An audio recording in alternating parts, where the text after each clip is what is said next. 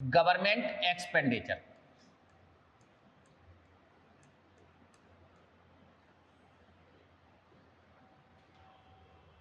तो ये जो गवर्नमेंट एक्सपेंडिचर है ये भी टू पार्ट्स में डिवाइड है। First is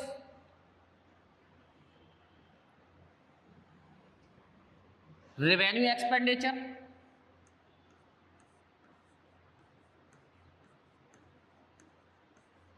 and second capital expenditure.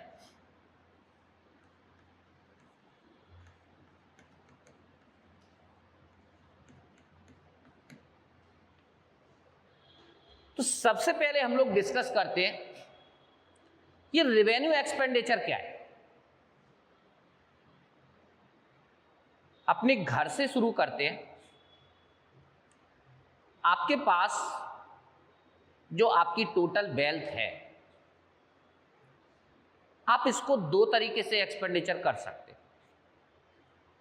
आप मार्केट जाते हो, मार्केट में आपको शूज पसंद आते हैं, परचेज कर लेते हो। शर्ट पसंद आती है, परचेज कर लेते हो। जीन्स पसंद आती है, परचेज कर लेते हो। और इस तरीके से आपकी वेल्थ एक्सपेंडिचर हो जाती है। तो एक ऑप्शन तो आपके पास अपनी वेल्थ को एक्सपेंडिचर करने के लिए ये है, और एक सेकंड ऑप्शन ये भी हो सकता है कि आप कोई प्रॉपर्टी परचेज कर लें। आप कोई प्रॉपर्टी परचेज कर लें,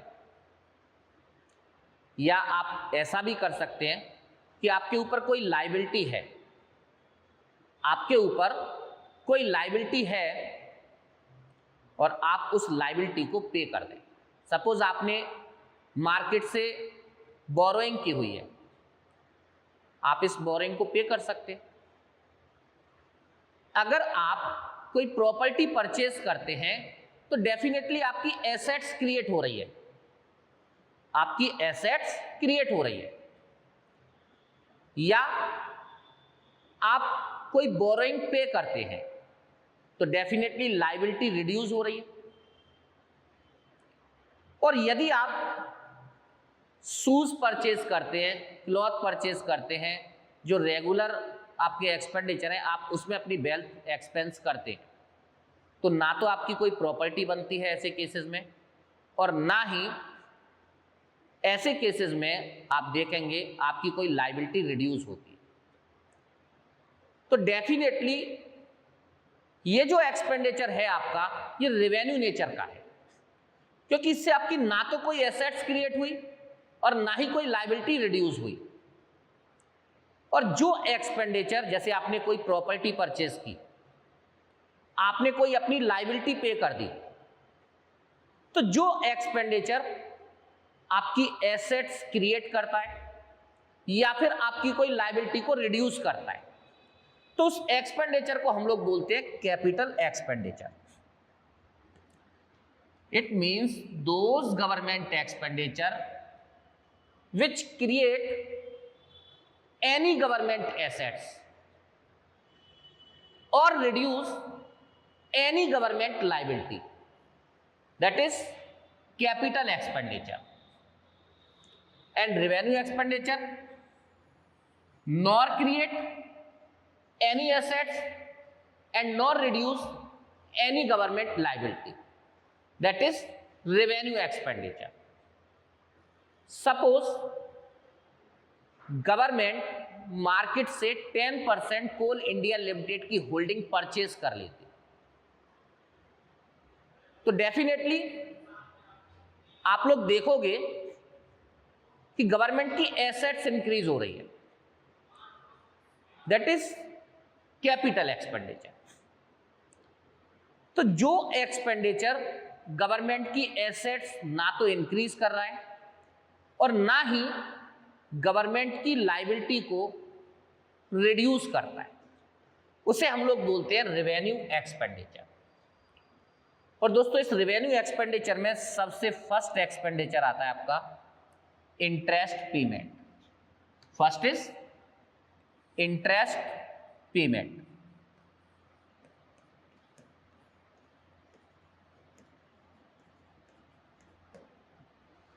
और गवर्नमेंट के जो टोटल एक्सपेंडिचर है, उस टोटल एक्सपेंडिचर का, ओवरऑल एक्सपेंडिचर का जो सबसे हाईएस्ट एक्सपेंसिव टर्म है वो है interest payment.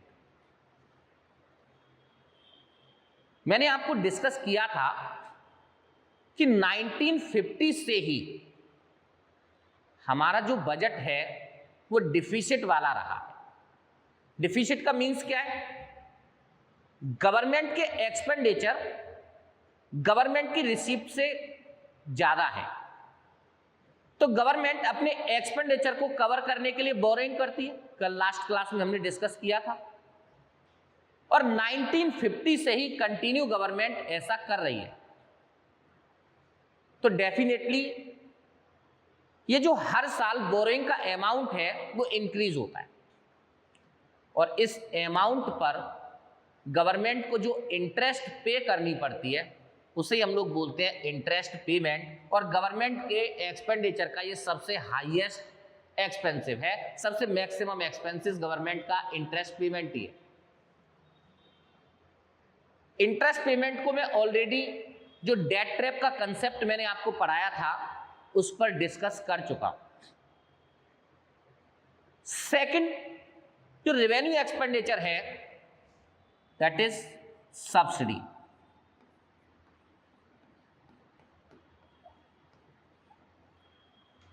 So my dear friend, what is subsidy? ये सब्सिडी है क्या? तो आप लोग देखोगे कि मार्केट में कुछ एसेंशियल कमोडिटीज के प्राइस बहुत हाई होते हैं, और हमारी सोसाइटी का जो पुअर सेक्शन है, हमारी सोसाइटी का जो पुअर सेक्शन है वो इस प्राइस पर इस कमोडिटी को अफोर्ड नहीं कर सकता, क्योंकि ये जो कमोडिटी है ये एसेंशियल कमोडिटी है, लाइफ का एक जरूरी हिस्सा है। लेकिन पुअर सेक्शन मार्केट प्राइस पर इस एसेंशियल कमोडिटी को परचेस नहीं कर सकता। तो हमारी गवर्नमेंट क्या करती है? बहुत ही रीजनेबल प्राइस पर, बहुत ही रीजनेबल प्राइस पर ये जो कमोडिटी है हमारी सोसाइटी के पुअर सेक्शन को प्रोवाइड करती है, और इस ऑपरेशन में जो भी एक्सपेंडिचर होता है that is subsidy. It means the price of few essential commodities just like as wheat, price of few essential commodities very high,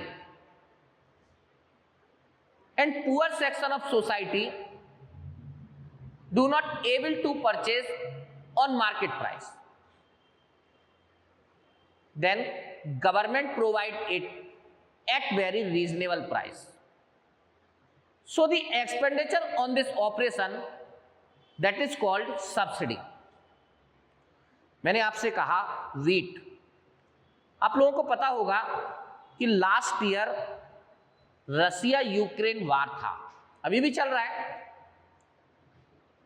ये जो यूक्रेन है ये फूड बाउल ऑफ यूरोप कहलाता है, क्योंकि आप लोग देखोगे कि पूरे के पूरे यूरोप में सबसे ज्यादा जो व्हीट का प्रोडक्शन है वो यूक्रेन करता है, और यूक्रेन ही यूरोपियन कंट्रीज को व्हीट की सप्लाई देता है।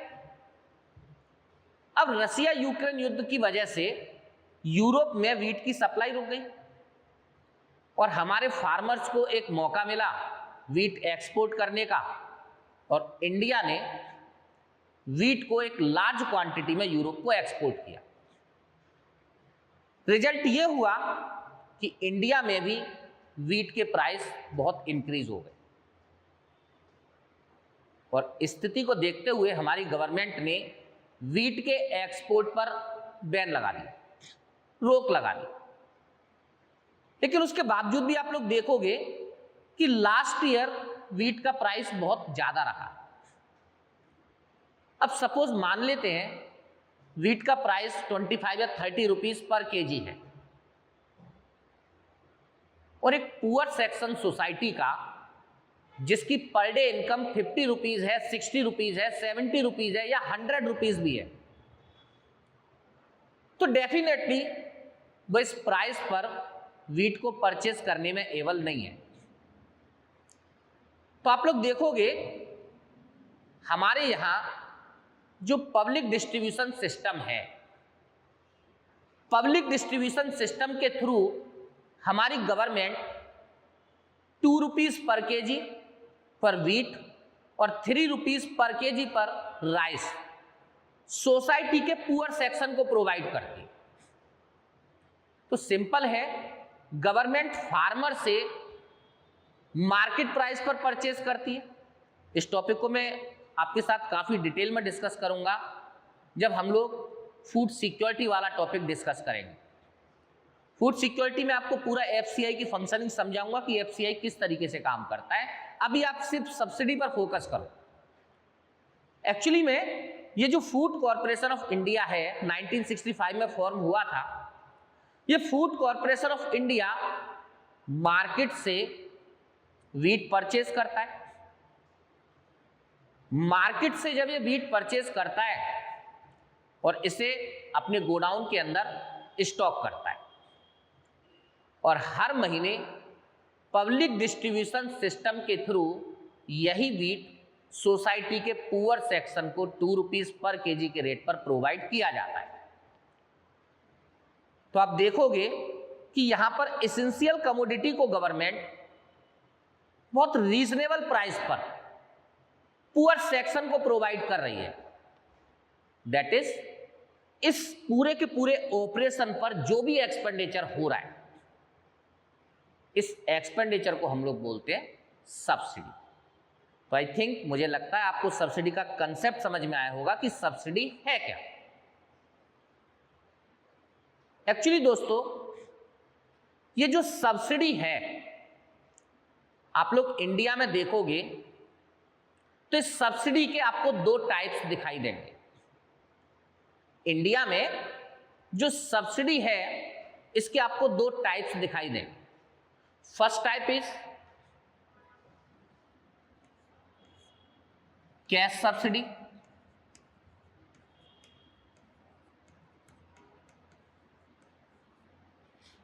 And second type grant subsidy.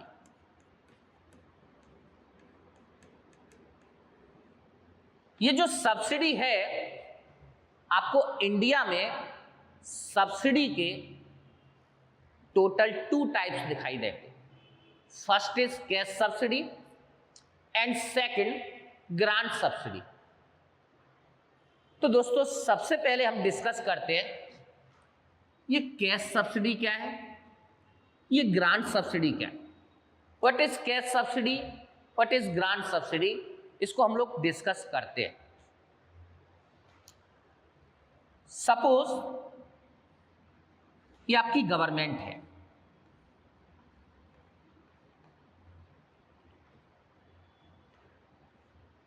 ये सेलर है जो मार्केट में कमोडिटी सेल करता है,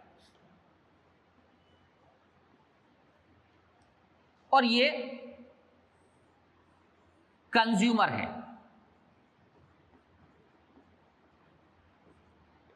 जो मार्केट से कमोडिटी परचेस करता है। तो आप लोग देखोगे कि यदि सब्सिडी डायरेक्ट गवर्नमेंट से कंज्यूमर को मिल रही, गवर्नमेंट से कंज्यूमर को मिल रही है direct, that is cash subsidy, that is cash subsidy. For example DBT, direct benefit transfer. आप लोग देखेंगे जो आपका रसोई गैस सिलेंडर है, जो मार्केट रेट है आप उस मार्केट रेट पर परचेज करते थे। ये बात अलग है कि रसोई गैस सिलेंडर पर सब्सिडी का अमाउंट अब काफी कम हो गया है, वो भी डिस्कस करेंगे कि क्यों कम हुआ है, और आज ही डिस्कस करेंगे इन सारी चीजों को लेकर।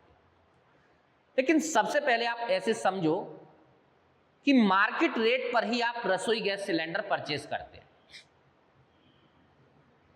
और गवर्नमेंट इस रसोई गैस सिलेंडर पर जो सब्सिडी है कंज्यूमर को देना चाहती है, वो डायरेक्ट कंज्यूमर के अकाउंट में ट्रांसफर करती है, दैट इज कैश सब्सिडी और डीबीटी।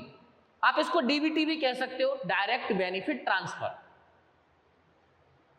अब मैं बात करता हूं सेकंड, ग्रांट सब्सिडी पर। What is grant subsidy? तो जो सब्सिडी सेलर के थ्रू कंज्यूमर तक पहुंचती है, अल्टीमेट सब्सिडी का बेनिफिट तो कंज्यूमर को मिलेगा। अगर डायरेक्ट बेनिफिट मिल रहा है, सीधे अकाउंट में ट्रांसफर किया जा रहा है, तो आप कहोगे दैट इज कैश सब्सिडी और डीबीटी।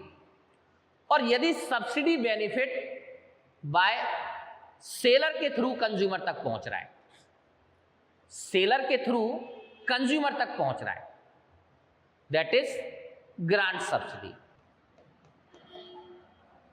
आप अपने पब्लिक डिस्ट्रीब्यूशन सिस्टम को देखो, पब्लिक डिस्ट्रीब्यूशन सिस्टम को देखो। गवर्नमेंट ने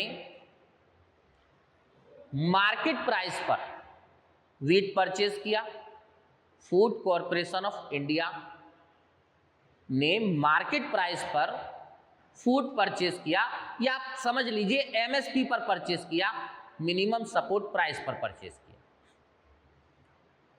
और इस व्हीट को अपने गोडाउन में स्टोर किया, और मंथली ये जो व्हीट है इसे 2 रुपीज पर केजी के रेट पर इस सेलर को सेल किया, और साथ ही साथ इस सेलर को इंस्ट्रक्शन दिया कि ये इस व्हीट को इस कंज्यूमर को 2 रुपए पर केजी के रेट पर प्रोवाइड कर।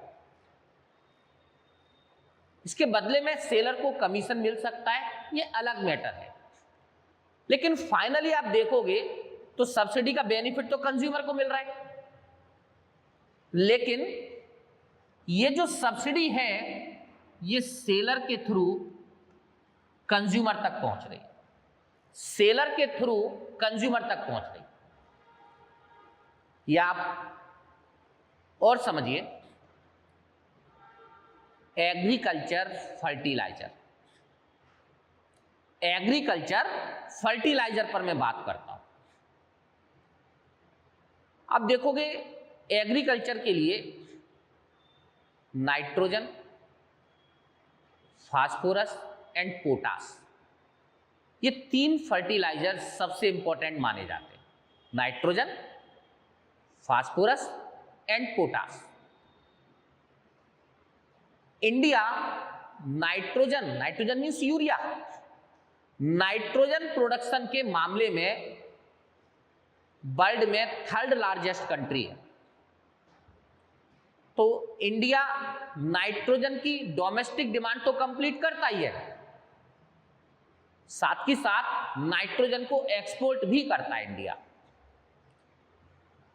फास्फोरस के मामले में हम कहें तो इंडिया सेल्फ डिपेंड है। इट मींस इंडिया की जो डोमेस्टिक डिमांड है, हम इतना प्रोडक्शन करते हैं कि फास्फोरस हमें इंपोर्ट करना नहीं पड़ता और अपनी डोमेस्टिक डिमांड को पूरा कर लेते हैं। लेकिन पोटास की अगर मैं बात करूं तो ये जो पोटास है डोमेस्टिक डिमांड का 10% भी हम डोमेस्टिक प्रोडक्शन से कंप्लीट नहीं कर पाते, यानी टोटली पोटास के मामले में हम इंपोर्ट पर डिपेंड हैं। पोटास के मामले में हम टोटली इंपोर्ट पर डिपेंड हैं, हम पोटास को इंपोर्ट करते हैं। और दोस्तों यदि मैं इस पोटास के पैकेट की बात करता हूं तो इसका प्राइस अप्रोक्सीमेटली गवर्नमेंट को 10,000 रुपीज पर पैकेट,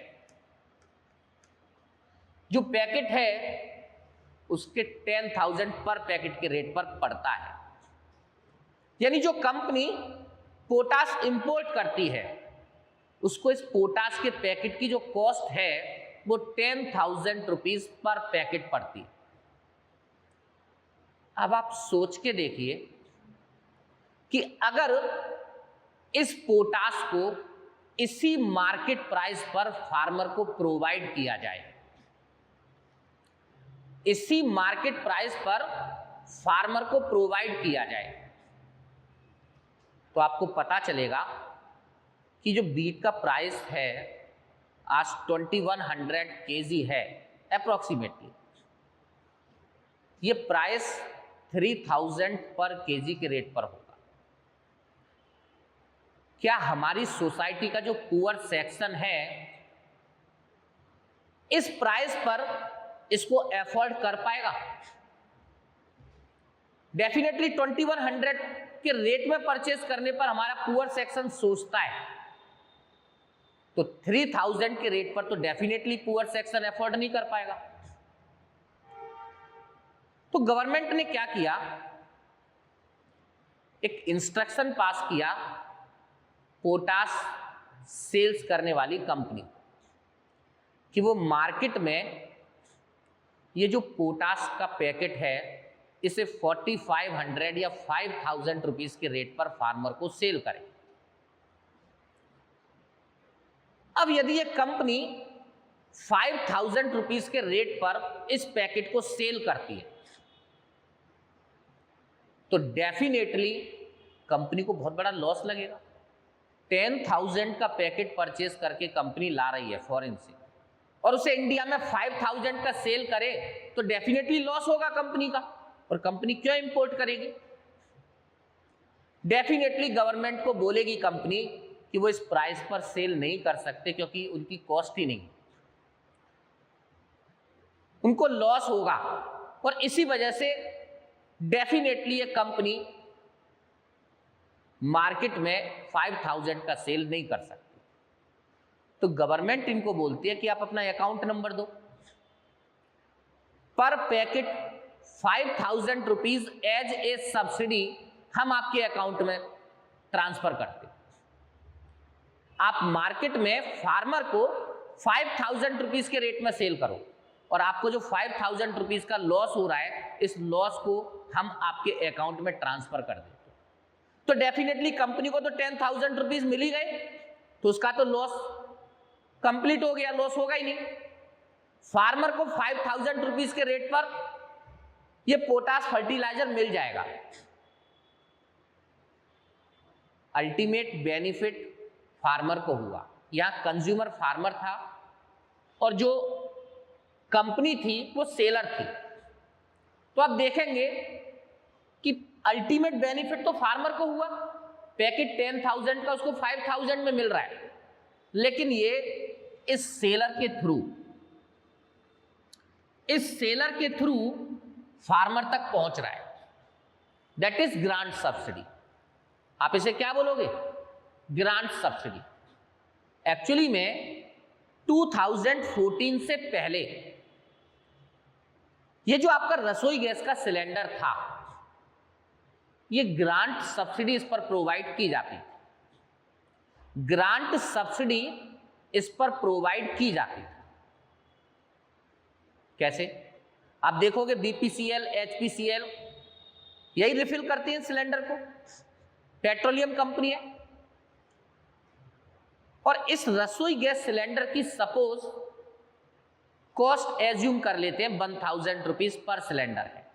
अभी की बात नहीं कर रहा हूं, मैं बात कर रहा हूं बिफोर 2014 की। सपोज 1,000 रुपीज पर सिलेंडर है। इसका मीन्स अगर बीपीसीएल, एचपीसीएल या इंडियन ऑयल ये मार्केट रेट पर हाउस होल्ड को ये सिलेंडर प्रोवाइड करती हैं तो डेफिनेटली 1,000 रुपीज पर सेल करें। और 1,000 रुपीज पर यदि सेल करती हैं तो आप देखेंगे हाउस होल्ड, बहुत सारा हाउस होल्ड ऐसा है जो इस रेट पर रसोई गैस सिलेंडर को अफोर्ड नहीं कर सकता।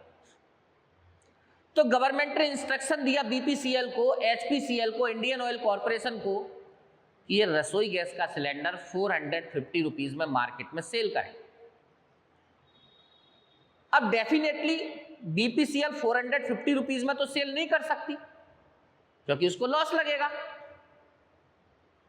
बीपीसीएल ने गवर्नमेंट को बोला कि 450 के रेट में तो हमारी कॉस्ट ही नहीं है, सेल कैसे करें, लॉस होगा। गवर्नमेंट ने इनको बोला कि आप अपना अकाउंट नंबर दो और पर सिलेंडर 550 रुपीज हम आपके अकाउंट में ट्रांसफर करते।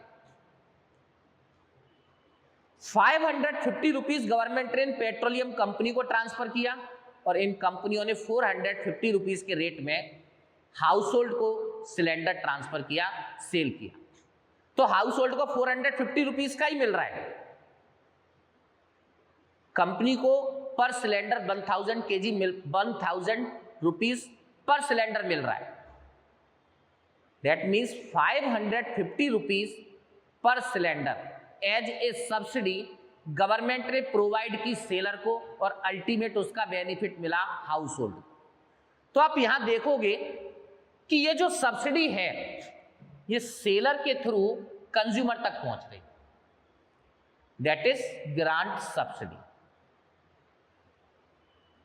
2014 के बाद क्या हुआ, गवर्नमेंट ने बोला पेट्रोलियम कंपनी को कि जिस रेट पर आपकी कॉस्ट है आप उस रेट पर बेचिए, मार्केट प्राइस पर बेचिए। तो सिंपल है, गवर्नमेंट यानी जो पेट्रोलियम कंपनी है अब वो 1000 केजी का सिलेंडर सेल करेगी। गवर्नमेंट ने हाउस होल्ड को बोला कि आप अपना अकाउंट नंबर हमें दीजिए और आपके अकाउंट में हम ट्रांसफर करते हैं पैसा। तो जो 450 रुपीज यानी 550 rupees as a subsidy government ने डायरेक्ट ट्रांसफर की हाउस होल्ड के अकाउंट में, दैट इज डीबीटी और कैश सब्सिडी। तो मुझे लगता है सब्सिडी आपको समझ में आना चाहिए कि ये सब्सिडी है क्या।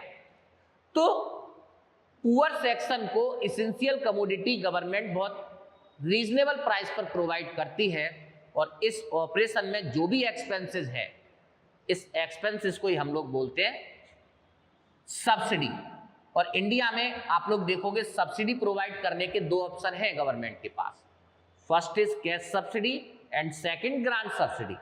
कैश सब्सिडी डायरेक्ट ट्रांसफर होगी कंज्यूमर के अकाउंट में, कैश सब्सिडी बेटर है, ग्रांट सब्सिडी बेटर है, दोनों में बेटर क्या है समझते हैं।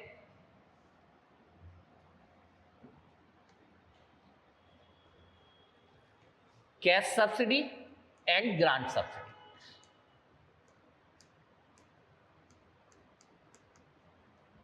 And cash subsidy is also known as DBT, direct benefit transfer. Second grant subsidy.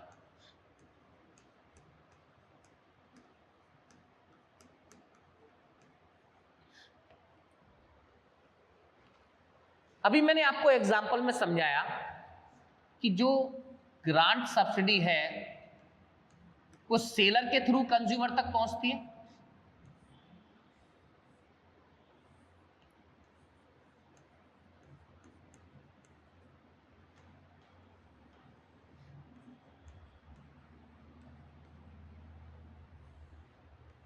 और जो कैश सब्सिडी है वो डायरेक्ट अकाउंट में ट्रांसफर होती है। सिस्टम कुछ इस तरह का है।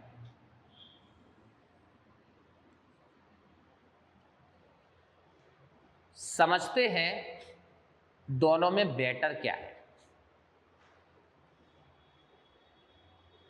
इस कैश सब्सिडी और ग्रांट सब्सिडी के कंसेप्ट को समझने से पहले हमें फूड सिक्योरिटी सिस्टम को भी थोड़ा सा समझना पड़ेगा। फूड सिक्योरिटी सिस्टम को भी हमें समझना पड़ेगा।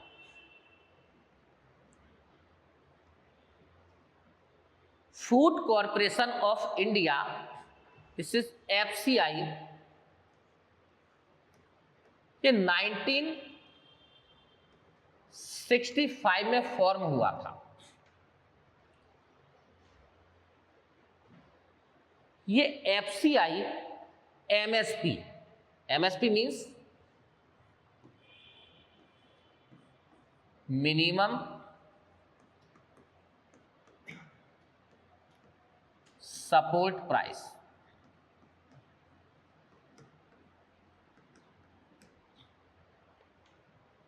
Actually minimum support price farmer को एक गारंटी है कि उसका जो प्रोडक्ट है वो मिनिमम इस प्राइस पर गवर्नमेंट परचेज कर सकती है। समझते हैं, सपोज 2023-24 में MSP of wheat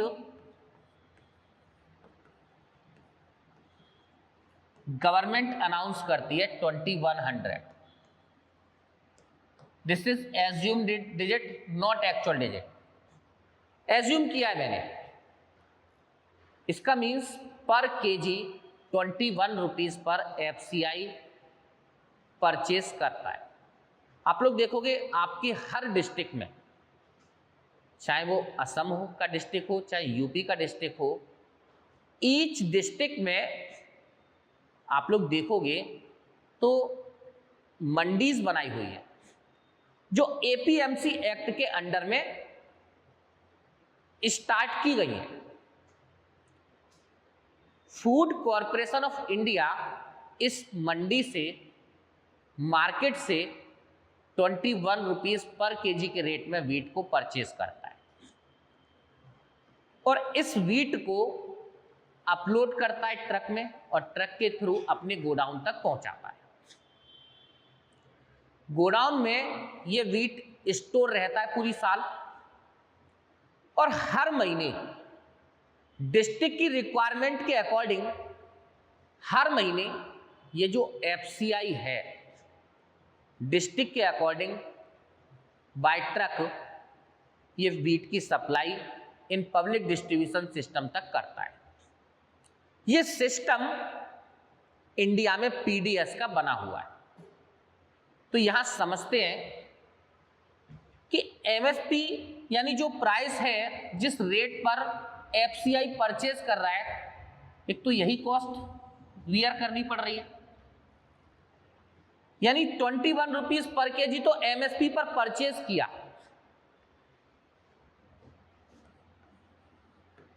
price 21 rupees, इसके अलावा एफसीआई को ऑपरेटिंग कॉस्ट भी बियर करनी पड़ती है। ये ऑपरेटिंग कॉस्ट क्या है? मंडी से एफसीआई गोडाउन तक व्हीट को ले जाना, उसको स्टोर करना। सिंपल है, एफसीआई में भी बहुत सारे वर्कर्स काम करते हैं, उनकी सैलरी बियर करनी पड़ती होगी। पूरे साल ये स्टोर रहता है, इसकी सेफ्टी पर भी पैसा खर्च करना पड़ता होगा और हर महीने डिस्ट्रिक्ट की रिक्वायरमेंट के अकॉर्डिंग इस व्हीट की सप्लाई पब्लिक डिस्ट्रीब्यूशन सिस्टम तक की जाती है। तो मंडी से या मार्केट से परचेज करने से लेकर पब्लिक डिस्ट्रीब्यूशन सिस्टम तक व्हीट की सप्लाई करने के लिए ये जितना भी एक्सपेंसेस एफसीआई करता है, that is operating cost of FCI. And according to the economic survey 2023 and 24, FCI operating cost is 40% of MSP. यानी एमएसपी के रेट पर ये जो एफसीआई है व्हीट परचेज करता है, इसका 40% के इक्विवेलेंट ऑपरेटिंग कॉस्ट बियर करनी पड़ती है। That means operating cost is 40% of price.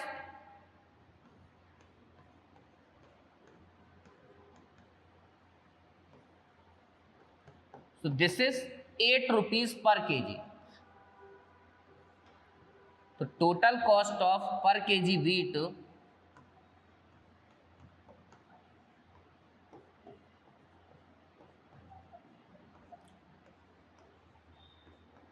Is 29 rupees. FCI को 29 रुपीज पर केजी ये व्हीट की कॉस्ट पड़ती है। पब्लिक डिस्ट्रीब्यूशन सिस्टम में ये वीट 2 रुपीज पर केजी पर सेल आउट होता है। That means 27 rupees as a subsidy on wheat government bear करती है। यानी ईच केजी पर सब्सिडी एक्सपेंडिचर गवर्नमेंट का कितना है? Subsidy expenditure per kg, this is 27 rupees per kg. 27 रुपये किलो एज ए सब्सिडी गवर्नमेंट को बियर करनी पड़ती है वीट पर। अब आप खुद सोचिए, इतना एक्सपेंडिचर करने के बाद भी सोच के देखिए पूरे इंडिया में कितना वीट गवर्नमेंट सेल करती है बाय पब्लिक डिस्ट्रीब्यूशन सिस्टम। तो कितना एक्सपेंडिचर गवर्नमेंट को बियर करना पड़ता होगा दोस्तों। 2021 और 22 after COVID and during COVID government ने पब्लिक डिस्ट्रीब्यूशन के through 2 times in a month, एक महीने में 2 बार ration free of cost provide किया है सोसाइटी को। तो आप समझ सकते हो कि कितना बड़ा अमाउंट गवर्नमेंट को बियर करना पड़ता है। लेकिन उसके बाद भी आप लोग देखोगे कि जिस व्यक्ति तक ये वीट पहुंचना चाहिए उस व्यक्ति तक नहीं पहुंच पा रहा है। जिस व्यक्ति तक ये वीट पहुंचना चाहिए उस व्यक्ति तक नहीं पहुंच पा रहा है। फार्मर 21 रुपीज पर केजी में वीट को सेल कर रहा है मार्केट के अंदर, और आप उसके कपड़ों को देखेंगे तो आप महसूस करेंगे कि वो किस टाइप की जिंदगी जी रहा है। और जो पब्लिक डिस्ट्रीब्यूशन सिस्टम के थ्रू जो सेलर है 2 रुपये पर केजी के रेट पर वीट को सेल कर रहा है और उसके पास घूमने के लिए स्कॉर्पियो है, यानी 2 रुपये पर केजी के रेट पर सेल करने वाला सेलर स्कॉर्पियो में घूम रहा है, और 21 रुपीज पर केजी के रेट पर वीट सेल करने वाला जो फार्मर है, पता चलेगा कि उसके पास पहनने के लिए कपड़े ही नहीं। क्या है ये सिस्टम? क्या है सिस्टम? सिंपल ये है कि जितना वीट इस पब्लिक डिस्ट्रीब्यूशन सिस्टम के थ्रू गवर्नमेंट ने सेल करने के लिए दिया तो इस सोसाइटी के पुअर सेक्शन को मिलना चाहिए। सेलर ने क्या किया, 50% तो सेल किया और 50% मार्केट रेट में 15 रुपीज, 17 रुपीज, 18 रुपीज के रेट पर सेल कर दिया। डेफिनेटली आपको पता होगा कि ये जो सेलर है ये डिस्ट्रिक्ट सप्लाई ऑफिसर के अंडर में आता है। इस चीज को डिस्ट्रिक्ट सप्लाई ऑफिसर को भी देखना चाहिए, लेकिन पता चलेगा कि दोनों की आपस में बहुत अच्छा पैक्ट है। आधा पैसा सप्लाई ऑफिसर के पास पहुंचता है और आधा पैसा सेलर खा जाता है। तो डेफिनेटली 2 रुपए के रेट में वीट को खरीद के जब 15 रुपीज के रेट में सेलर सेल करेगा तो डेफिनेटली स्कॉर्पियो तो आ ही जाएगी उसके पास। ये सिस्टम इतना एक्सपेंडिचर करने के बाद भी, इतना एक्सपेंडिचर गवर्नमेंट के करने के बाद भी जिस व्यक्ति तक सब्सिडी पहुंचनी चाहिए उस व्यक्ति तक नहीं पहुंच पा रही। इस प्रॉब्लम को सॉर्ट आउट करने के लिए सेलर ने या हमारी गवर्नमेंट ने थंब इंप्रेशन का कंसेप्ट बनाया।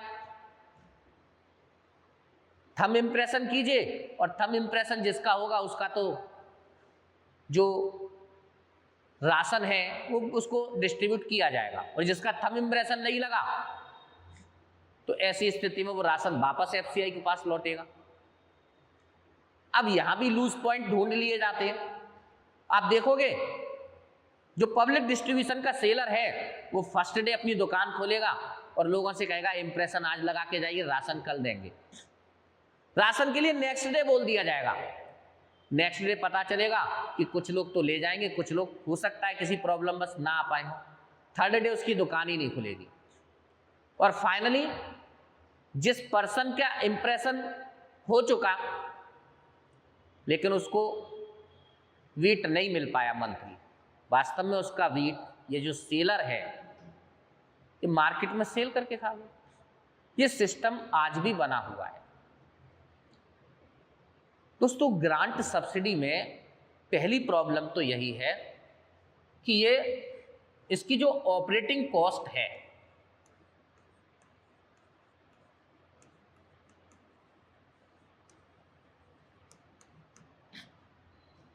वो बहुत ज्यादा है।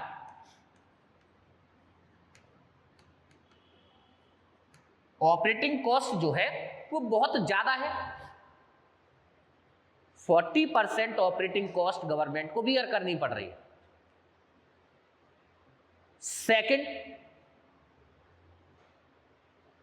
एफसीआई बहुत लार्ज क्वांटिटी में मार्केट से वीट परचेज करता है, तो डेफिनेटली मार्केट में वीट की सप्लाई कम हो जाती है। जब इतने लार्ज क्वांटिटी में एफसीआई परचेज करेगा तो डेफिनेटली मार्केट में वीट की सप्लाई कम होगी, और वीट की जो सप्लाई कम होगी तो वो मार्केट प्राइस वीट के इंक्रीज कर देगा, शॉर्टेज हो जाएगी मार्केट के अंदर। जब वीट का मार्केट प्राइस इंक्रीज होगा तो आपको पता चलेगा कि जो फार्मर है वो वीट प्रोडक्शन करने के लिए इंटरेस्टेड होगा, वीट प्रोडक्शन करने के लिए इंटरेस्टेड होगा। आप देखेंगे 1950 में अगर आप टोटल इंडिया का लैंड एरिया देखेंगे एग्रीकल्चर लैंड को, तो एग्रीकल्चर लैंड के ओनली 15% पोर्शन पर वीट प्रोड्यूस होता था, वीट एंड राइस। बहुत लेटेस्ट इश्यू मैं आपके साथ डिस्कस कर रहा हूं, ध्यान से समझना। ओनली 15% वीट प्रोड्यूस होता था, राइस का पोर्शन अलग था। लेकिन आज अगर मैं प्रेजेंट में बात करता हूं तो ये जो परसेंटेज है ये 15 से इंक्रीज होकर 25% में कन्वर्ट हो गया है। वीट का जो एरिया 15% होता था आफ्टर इंडिपेंडेंस, आज प्रेजेंट में एग्रीकल्चर लैंड के 25% पर वीट प्रोड्यूस किया जा रहा है। तो आप समझ सकते हैं कि एक्चुअली में पिछले 70 ईयर्स में हुआ क्या। इसी तरह से एक बार मैं राइस को और डिस्कस कर लेता हूं। राइस का एरिया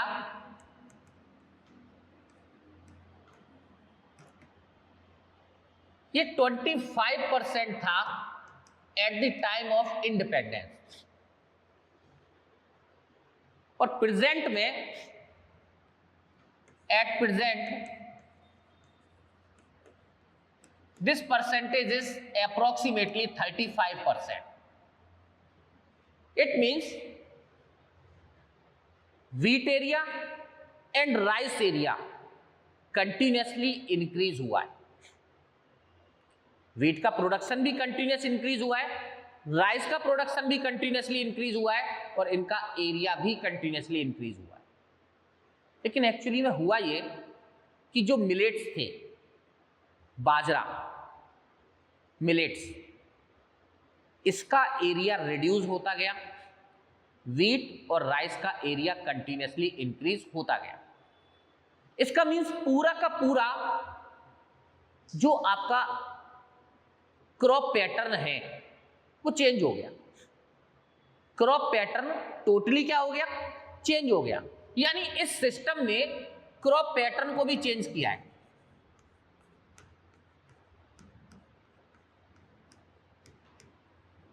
मिलेट्स से ये राइस और व्हीट की तरफ आया। इससे प्रॉब्लम है, प्रॉब्लम यह है कि कंटिन्यूअसली क्लाइमेट चेंज हो रहा है और क्लाइमेट चेंज होने की वजह से आने वाले समय में वाटर की सप्लाई रिड्यूस होगी। ऐसी स्थिति में व्हीट और राइस का प्रोडक्शन करना मुश्किल हो जाएगा।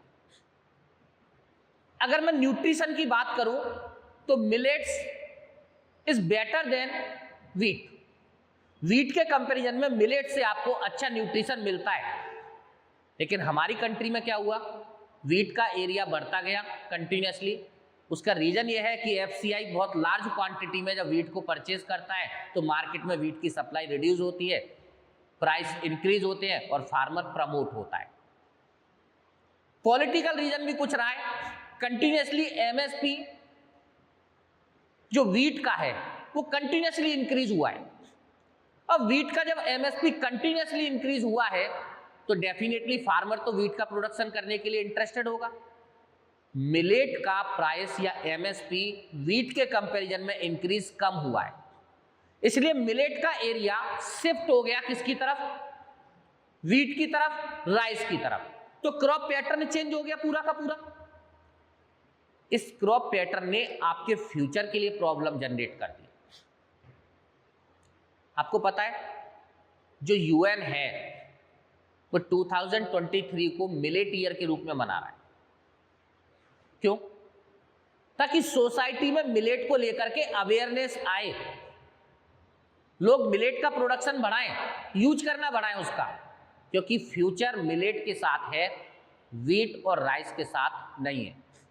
लेकिन हमारे यहां देखोगे तो मिलेट का प्रोडक्शन कंटिन्यूअसली डिक्रीज हो रहा है और राइस का प्रोडक्शन और व्हीट का प्रोडक्शन एरिया वाइज भी इंक्रीज हो रहा है और प्रोडक्शन तो हर साल इंक्रीज हो ही रहा है। That is current issue. Government क्या करे कि मिलेट का प्रोडक्शन कंटिन्यूअसली इंक्रीज हो, पाम ऑयल का प्रोडक्शन कंटिन्यूअसली इंक्रीज हो, क्योंकि रसिया और यूक्रेन वार के बाद पाम ऑयल की प्रॉब्लम भी हमारी कंट्री में फेस हुई है। तो मिलेट का प्रोडक्शन इंक्रीज करना है, पाम ऑयल का प्रोडक्शन इंक्रीज करना है, ये गवर्नमेंट की प्रॉब्लम है। ये डिस्कस करेंगे फूड सिक्योरिटी और एग्रीकल्चर के टॉपिक में, अभी मैं सब्सिडी डिस्कस कर रहा हूं। तो ग्रांट सब्सिडी की पहली प्रॉब्लम मैंने आपको बताई कि ऑपरेटिंग कॉस्ट बहुत ज्यादा होने के कारण जो सब्सिडी का टोटल अमाउंट है वो बहुत इंक्रीज होता है, बहुत ज्यादा होता है। सेकंड अगर मैं बात करूं तो इसने क्रॉप पैटर्न आपकी कंट्री में क्या किया है, चेंज किया है। थर्ड प्रॉब्लम, आपका ग्राउंड वाटर कंटिन्यूअसली डिक्रीज हो रहा है।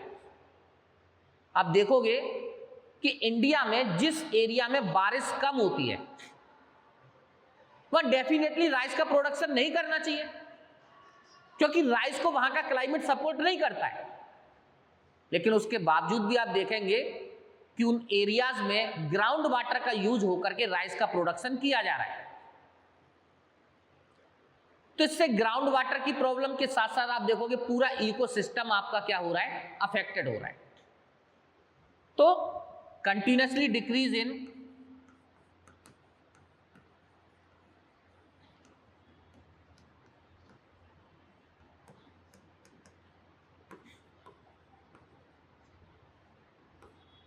ग्राउंड वाटर,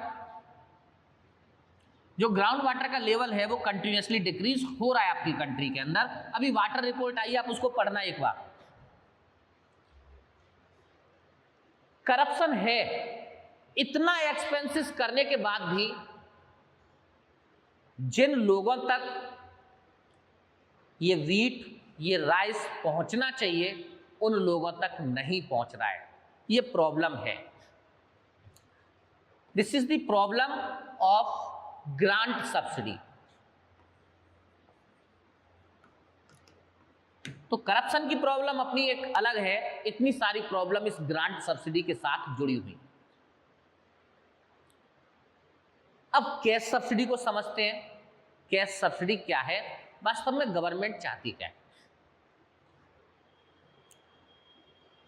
सपोज आपके मार्केट में वीट 21 रुपीज पर केजी के रेट पर सेल होता है, 22 हो सकता है, आप ऐसा समझ लीजिए, और आपको पब्लिक डिस्ट्रीब्यूशन सिस्टम से 2 रुपीज पर केजी के रेट पर 2 रुपीज पर केजी के रेट पर आपको वीट प्रोवाइड करती है गवर्नमेंट। इसका मींस आपको 20 रुपीज पर केजी की as a wheat subsidy government से प्रोवाइड हो रही है through the seller, and this is grant subsidy. अब सपोज इस सिस्टम को खत्म करके government direct 20 rupees per kg आपके अकाउंट में ट्रांसफर कर दे। एक एग्जांपल से समझते हैं। सपोज आपकी फैमिली में टोटल 4 मेंबर हैं,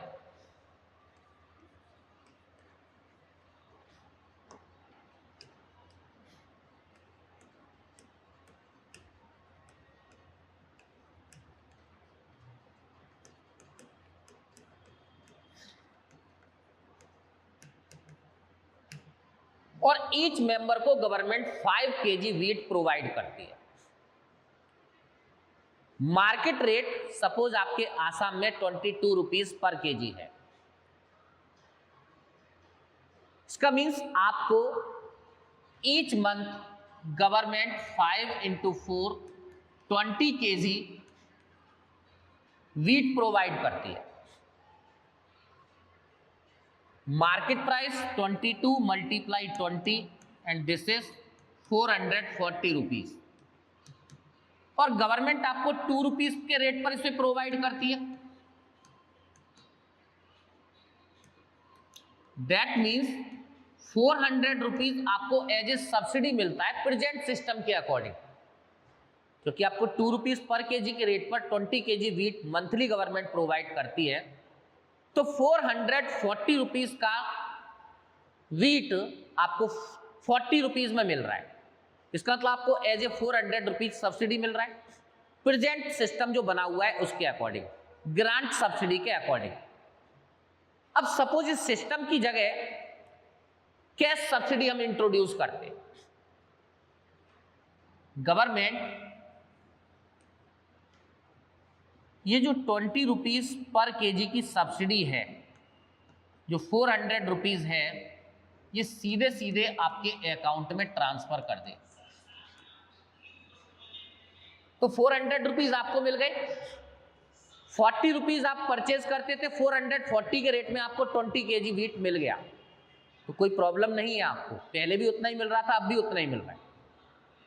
लेकिन अगर इस कैश सब्सिडी को इंट्रोड्यूस किया जाता है तो इसका बेनिफिट ये होगा कि जो ऑपरेटिंग कॉस्ट थी, क्योंकि गवर्नमेंट कर क्या रही है, 22 रुपीज पर मार्केट से परचेज कर रही है और 8 rupees operating cost 30 rupees per KG का वीट गवर्नमेंट को पड़ रहा है, कॉस्ट है, और 2 रुपये पर केजी में तो जो ग्रांट सब्सिडी है उसके अकॉर्डिंग गवर्नमेंट को 28 rupees as a subsidy bear करने पड़ते हैं।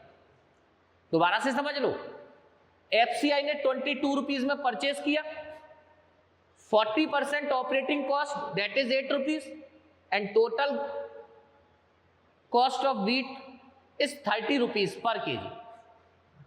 This is operating cost.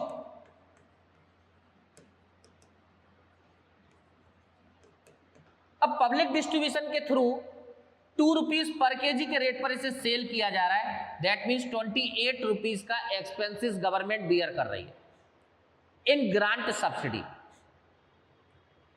और कैश सब्सिडी में कन्वर्ट किया जाए तो गवर्नमेंट को ओनली 20 रुपीज पर केजी, यानी सीधे 400 रुपीज ट्रांसफर कर दे गवर्नमेंट डीबीटी के थ्रू, तो गवर्नमेंट को केवल 20 रुपीज पर केजी की सब्सिडी मिलेगी। और जिस पर्सन तक ये सब्सिडी मिलनी चाहिए उस पर्सन तक पहुंच जाएगी। आप देखेंगे ये जितनी भी प्रॉब्लम है फर्स्ट इज ऑपरेटिंग कॉस्ट, इस प्रॉब्लम का सॉल्यूशन हो जाएगा। क्रॉप पैटर्न, अब कोई चेंज नहीं होगा क्योंकि एफसीआई को खरीदना नहीं है, मार्केट से आपको परचेज करना है, तो डिमांड सप्लाई का कंसेप्ट मार्केट में एप्लीकेबल रहेगा। आप देखेंगे ग्राउंड वाटर की जो प्रॉब्लम है उसका भी सॉल्यूशन किया जा सकता है और करप्शन तो इस सिस्टम से खत्म हो ही जाएगा। इसीलिए गवर्नमेंट ग्रांट सब्सिडी को कन्वर्ट करने की कोशिश कर रही है कैश सब्सिडी में, और इसी वजह से जो फार्मर्स बिल थे उनको गवर्नमेंट ने इंट्रोड्यूस किया था। वो बिल क्या थे उसको हम लोग एग्रीकल्चर वाले चैप्टर में डिस्कस करेंगे कि वो बिल क्या थे, लेकिन मुझे लगता है cash subsidy versus grant subsidy में आपको समझ आया होगा कि cash subsidy is better than grant subsidy.